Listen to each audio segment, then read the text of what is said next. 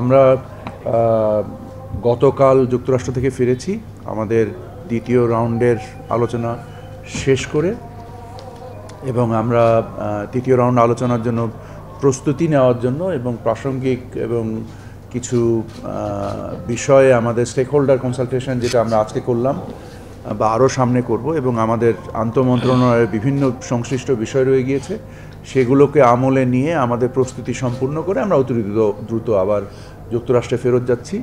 এবং আমরা আশা করছি যে আল্লাহর রহমতে আমাদের একটা ভালো আউটকাম যেন এটার জন্য আসে, এটার জন্য আমরা সার্বিকভাবে সকলে একত্রে কাজ করছি।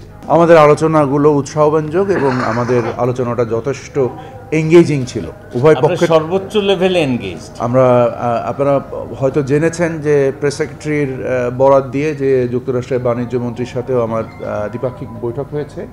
আমরা আমাদের টিম দফাওয়ারিভাবে যারা আমাদের সাথে নেগোসিয়েশনে সংশ্লিষ্ট ছিলেন, প্রায় 35-40 জনের সাথে আমাদের আলাপ হয়েছে, এবং আমরা 3 দিন খুবই এঙ্গেজ সময় কাটিয়েছি।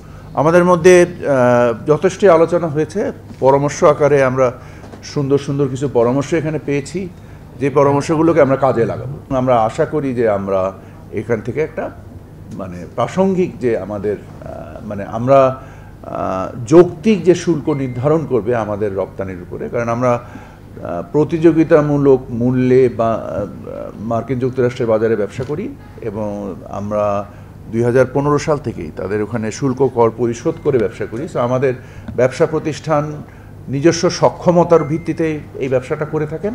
আমরা আশা করি আমাদের সক্ষমতা দিয়ে, এবং যদি তুলনামূলকভাবে আমাদের সাথে কোনো বৈষম্যমূলক অবস্থান না তৈরি হয়, আমাদের ব্যবসায়িক প্রতিষ্ঠানগুলো সফলতার সাথে ব্যবসা করে যাবে বলে আমি ব্যবসায়ীদের সাথে একসাথে দৃঢ় আস্থা প্রকাশ করি। পাবলিক ইনফরমেশন হচ্ছে যে ওনারা ওনাদের ন্যাশনাল ইমার্জেন্সি ইনভোক করেছেন।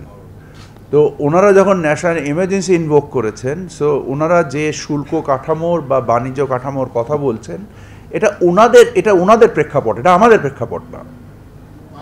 এই প্রেক্ষাপটটা এবং এর বিনিময়ে, এবং এটা নিয়ে আপনারা জানেন যে আমেরিকাতে এমনকি ওদের কোর্টেও এটা নিয়ে মামলা হয়েছে, কংগ্রেসের এবং সুপ্রিম কোর্টেও এই ব্যাপারে একটা মামলা এই মুহূর্তে বিচারাধীন আছে।